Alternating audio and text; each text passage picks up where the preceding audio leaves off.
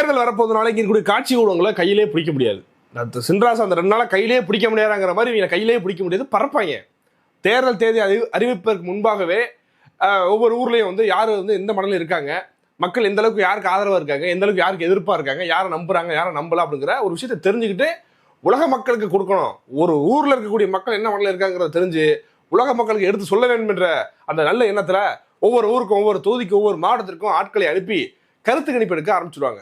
குறிப்பா சொல்லணும் இந்த நியூஸ் 7, இது வந்து இப்ப ஆரம்ப முதல் கட்டமாக நான் நியூஸ் 7 சொல்றேன். அடுத்தது வரக்கூடிய காலத்துல எவ்வளவு அயோக்கியத்தனமான வேலைகளை பல ஊடகங்கள் செய்யுங்கிறத நீங்க பார்க்க தான் போறீங்க. ஏன்னா தமிழ் தேசியத்தை வீழ்த்துவதற்கு எல்லாரும் வேலை செய்வாங்க.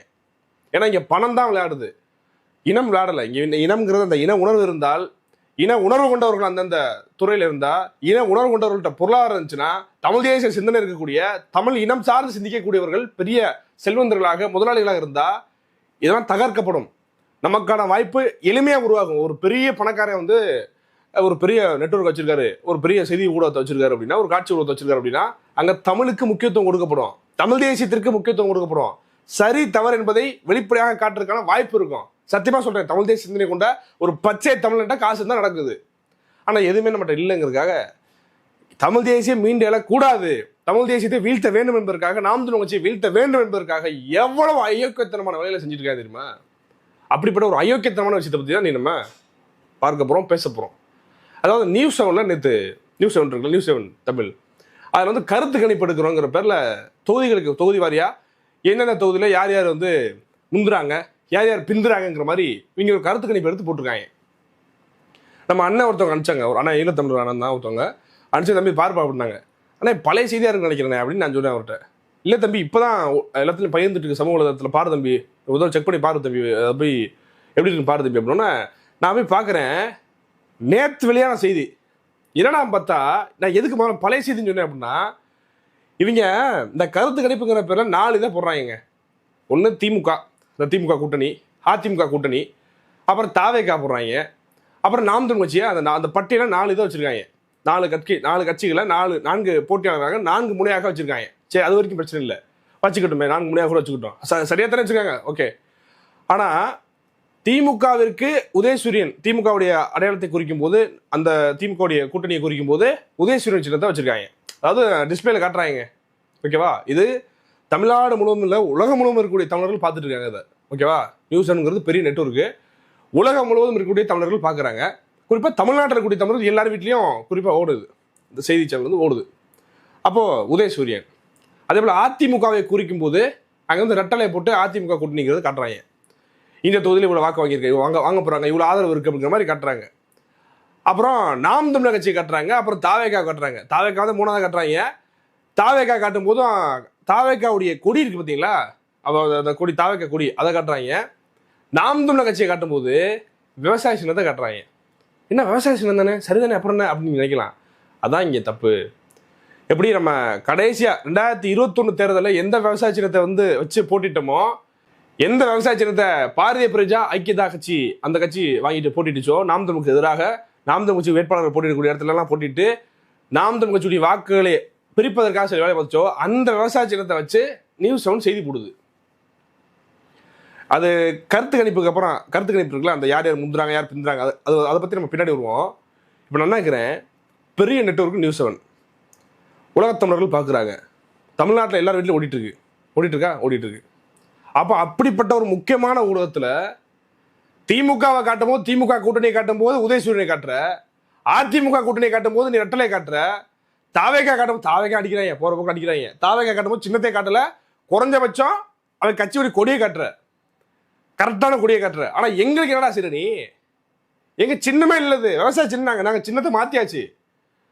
அந்த விவசாய சின்னத்திலிருந்து கரும்பு விவசாய சின்னத்திலிருந்து மைக் சின்னத்துக்கு வந்து மைக்கிலிருந்து இப்போ வந்து ஏர் உழவர் அந்த சீமானுடைய முகம் போல பொறிக்கப்பட்ட அந்த விவசாய சின்னத்துக்கு வந்துட்டோம். அப்போ எந்த சின்னம்ங்கிறத காட்டணும், சின்னத்தை மாற்றி காட்டுறாங்க. இது எவ்வளோ பெரிய அயோக்கியத்தனம் தெரியுமா? நீங்களா ஊடகம் நடத்துறீங்க, வேற நடத்துறீங்களா?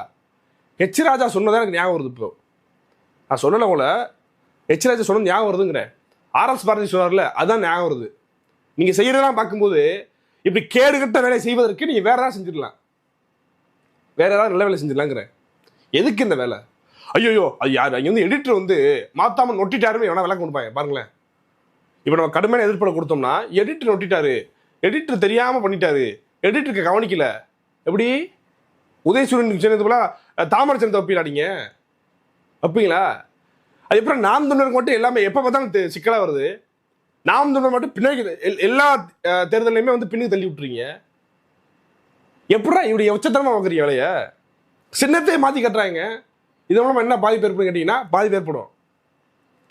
இப்போ நாம் தமிழ் கட்சிக்கு சீமானுக்கு வாக்கு செலுத்துவோம் அப்படிங்கக்கூடிய மக்கள் தாய்மார்கள்லாம் விவசாய சின்னமா சீமானா? ஓ சீமானை குறைச்சி கட்டுறாங்க, நல்லா தானே பேசுறது, நல்ல ஆதரவு இருக்கு, இங்கே இருக்கக்கூடிய ஊரில் பசங்க எல்லாம் சீமானத்தை ஓட்டு போடுங்கிறாங்க, என்னப்பா குறைச்சி கட்டுறாங்க?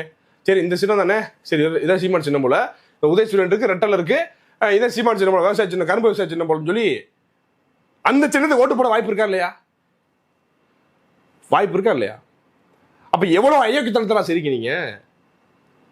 எங்க சின்னத்தை கட்டாம நாம் தமிழ் ஒரு சின்னத்தை கட்டாம நாம் தமிழ் கட்சியில இருந்து புடுங்கி வேற கட்சி கொடுத்து நாம் தமிழ் கட்சி நெருக்கடி கொடுத்து அந்த சின்னத்தை நீ போறேன்னா இது குழப்பத்தை ஏற்படுத்தக்கூடிய வேலை இல்லையா? இது எச்சத்தரமான வேலை இல்லையா? சொல்லுங்க, நீ சொல்லுங்க.